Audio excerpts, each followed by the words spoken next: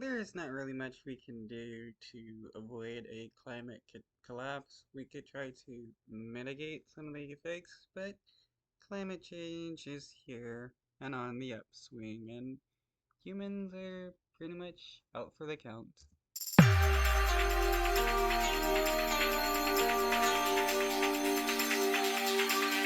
The waters off of Florida's southern tip are so hot you could mistake a dip in the Atlantic for a hot tub. It was 97 degrees in Fort Myers and 94 in Miami Tuesday. A buoy in Manatee Bay read as high as 101 degrees.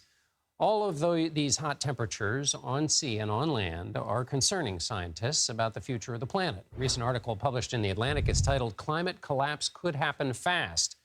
Our next guest was cited in that piece. Allegra Legrand is a climate scientist at NASA's Goddard Institute for Space Studies. Welcome. Thanks for being here.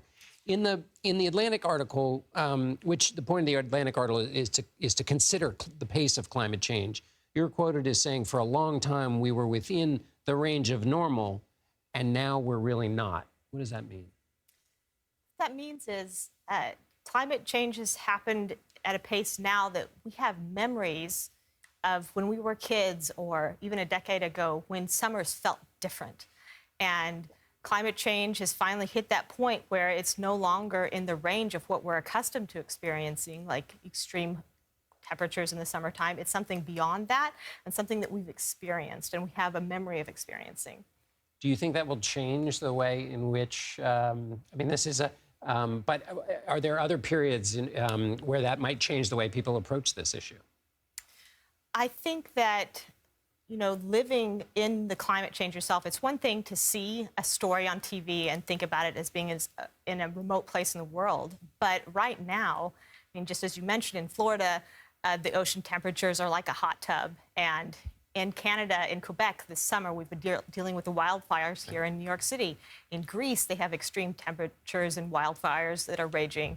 The whole world, it seems, is really experiencing some of these really extreme weather, whether it's the temperature extremes or the precipitation extremes. And that makes everyone have a part in the climate change. Let me ask you about this idea of If we don't curb these large companies pumping out tons and tons of CO2 and stuff into the air, we won't ever really get a handle on the changing climate. of tipping points or points of no return, and correct me if that's not the way to be talking about it, but there was a report Tuesday about the Atlantic Ocean current that seemed to suggest a kind of a very big movement. That's not just hot temperature, but maybe something changing forever. So in the Atlantic Ocean, we have two basic kinds of circulation. One is surface currents, like the Gulf Stream. The other is a current called Atlantic Meridional Overturning Circulation. This is a density-driven current. It's where waters basically sink off the tip of Greenland, and they travel in the abyss back towards the Southern Ocean.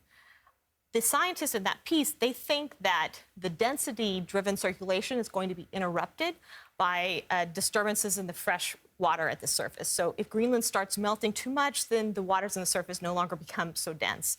Now, why does this matter for us?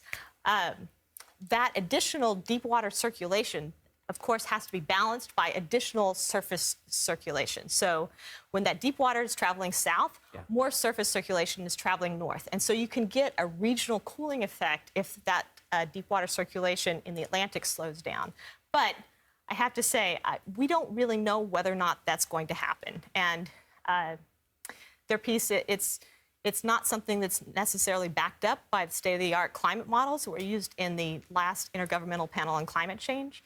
And it's still very much something that it depends on who you ask and who's doing the interpreting of the observations. If there